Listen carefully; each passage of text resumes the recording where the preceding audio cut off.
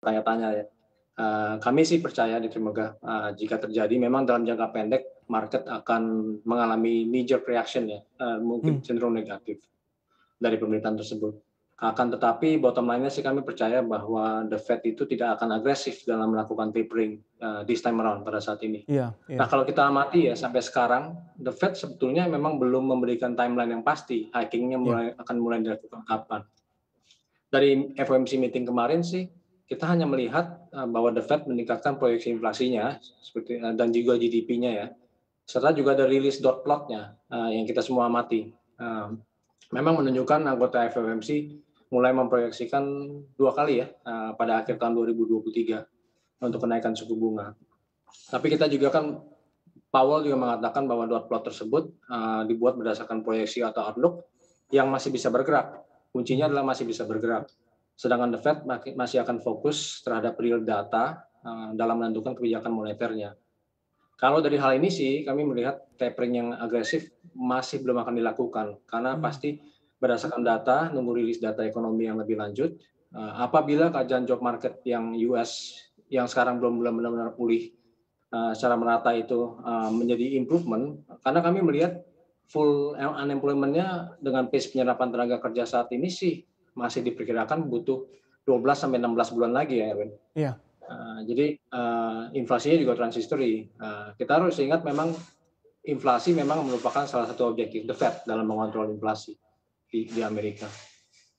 Very interesting point Pak Antoni Anda sampaikan tadi. Kalaupun nanti ada penyesuaian lagi, The Fed kali ini tidak akan agresif atau mungkin seagresif sebelumnya. Ini juga dibahas kemarin di CNBC International di Squawk Box Amerika Serikat bahwa di bawah kepemimpinan Powell memang hawkish pun akan the softer version of hawkish. Do you agree with that?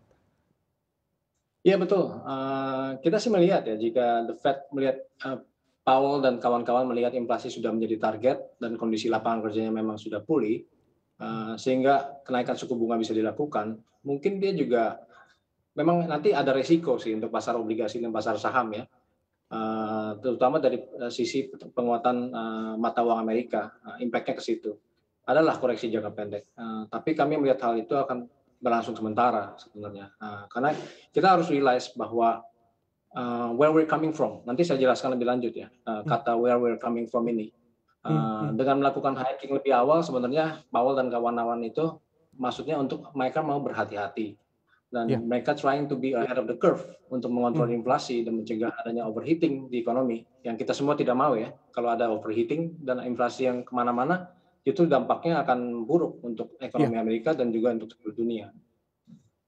Kita juga lihat Erwin, strategi pembatasan pembelian obligasi yang mulai dilakukan oleh The Fed sebenarnya itu adalah strategi normalisasi yang baik. Jadi dibiarkan suku bunga jangka panjang bergerak dengan natural, ya itu kan secara otomatis dan natural akan menjadi rem yang baik untuk ekonomi. Hmm. Seperti itu menurut kami. Ya, install aplikasi kami CNBC Indonesia di Google Play Store dan App Store untuk mengikuti perkembangan terkini berita bisnis dan ekonomi.